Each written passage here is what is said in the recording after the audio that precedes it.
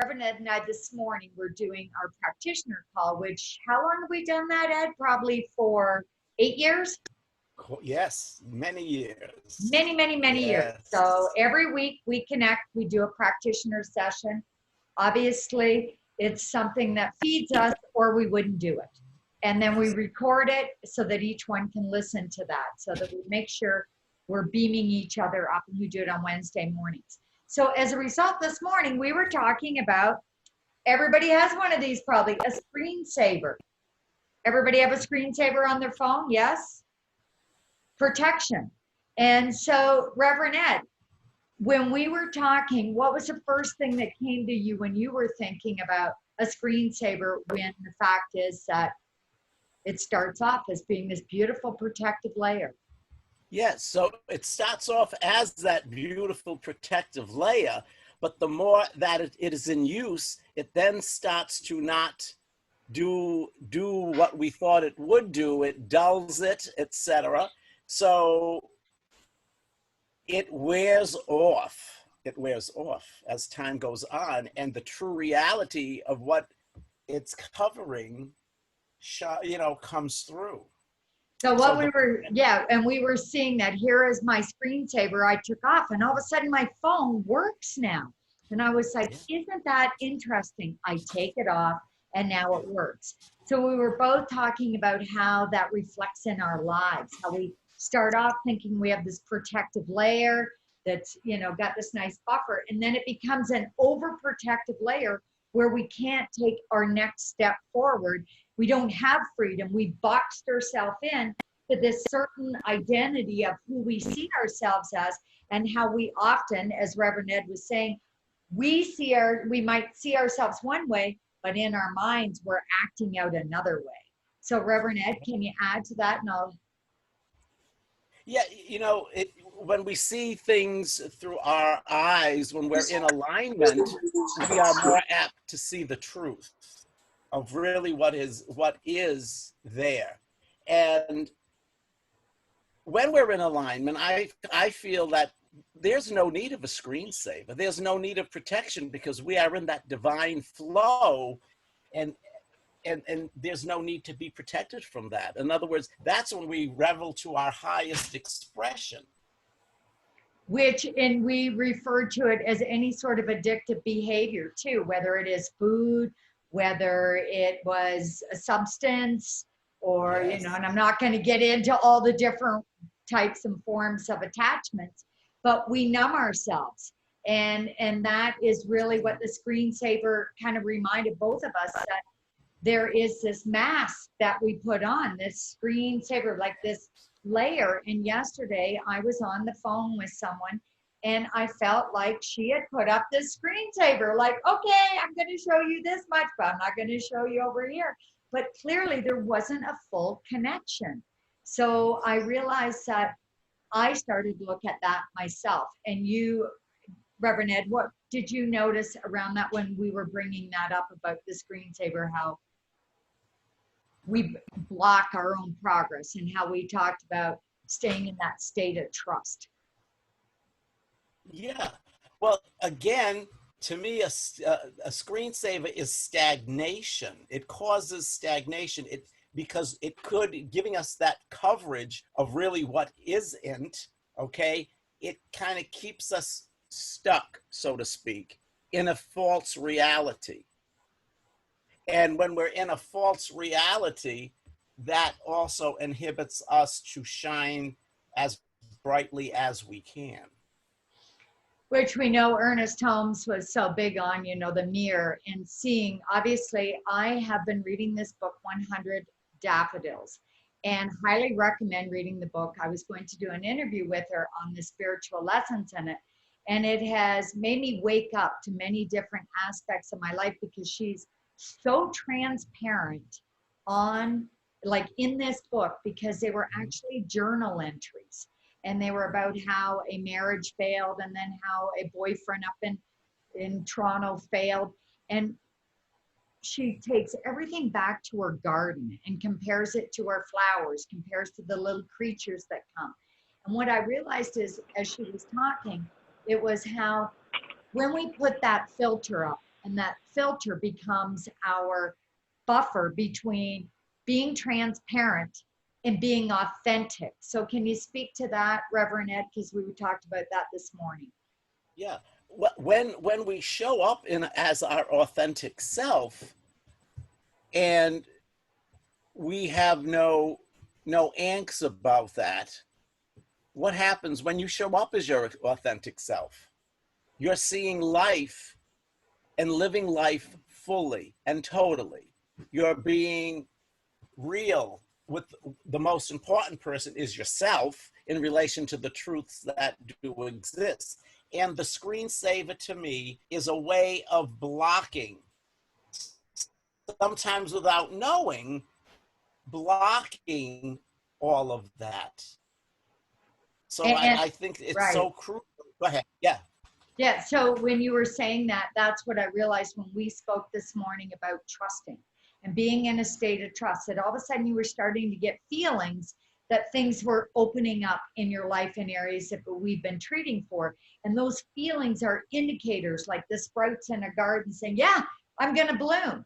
So that was something I saw that really helped me. And from this book of being more transparent, it helped me to realize that instead of, even when I spoke with Lisa this morning, and I said, instead of praying this great big long prayer, if we keep ourselves open in the moment, and when our dirt comes up, because dirt is going to come up, and Yes. unfortunately, if there's uncomfortable moments in the day where things don't go our way, and we go back to old ways of stuffing it down, oh my gosh, I'm just going to eat something, or I am just going to have something that boosts me up because I don't want to feel that uncomfortable feeling.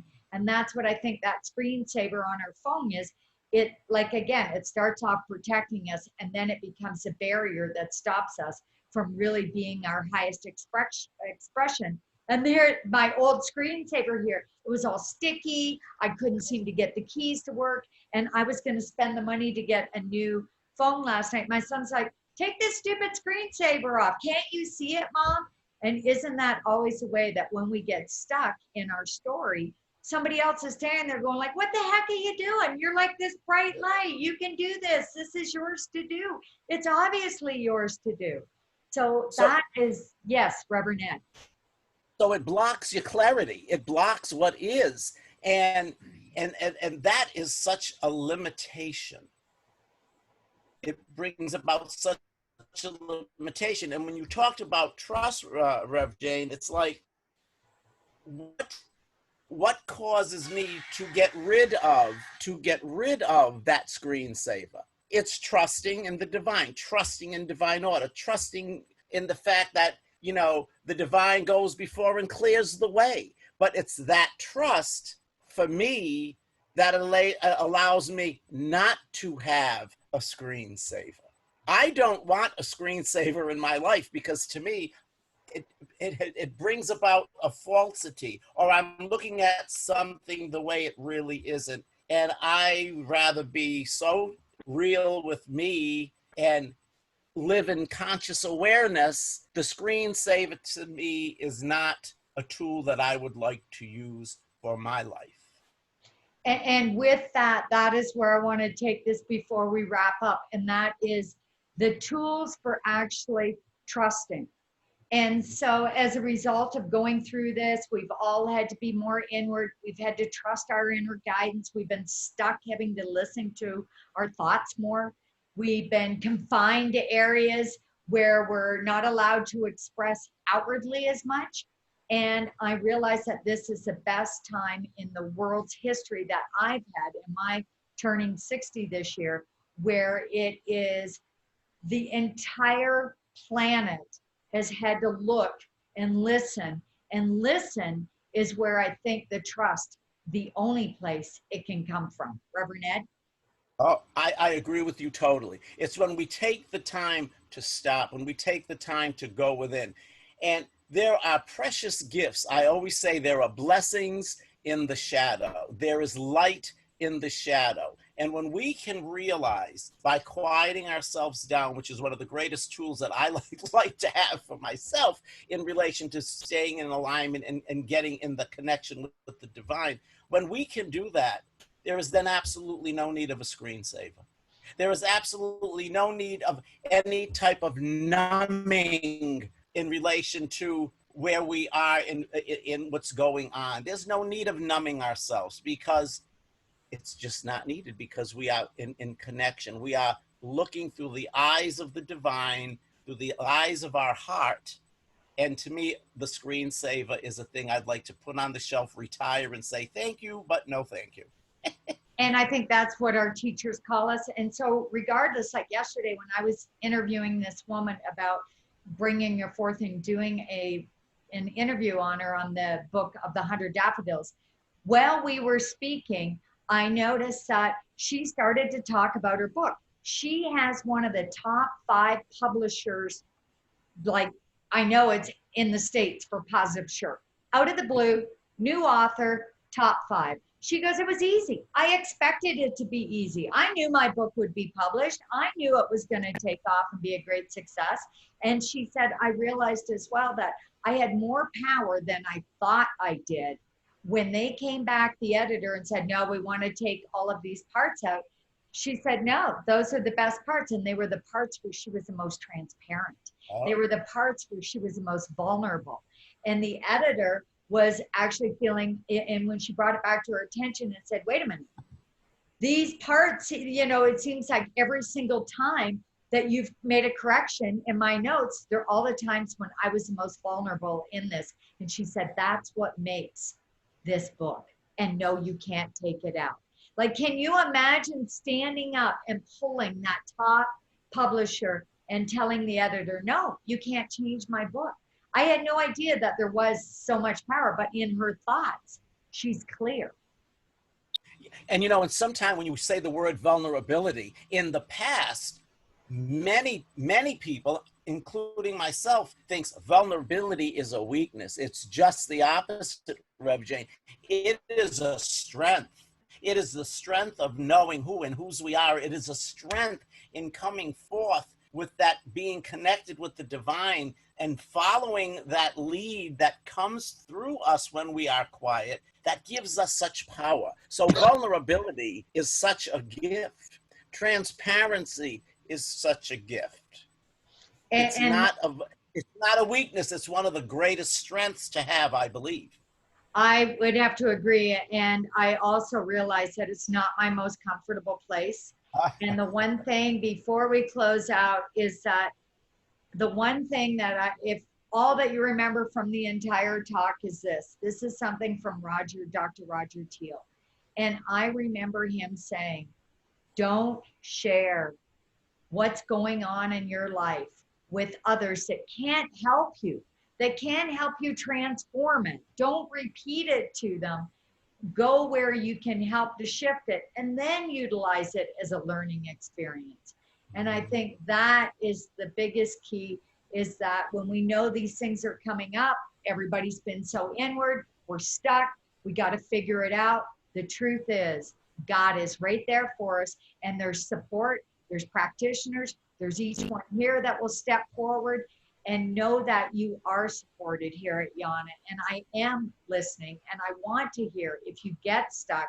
So you know, we don't want a short circuit. We don't want to put up a screensaver. We want to take them down in this time when we're being asked to be authentic, like Reverend Ed. Any last comments you want to say, Reverend Ed?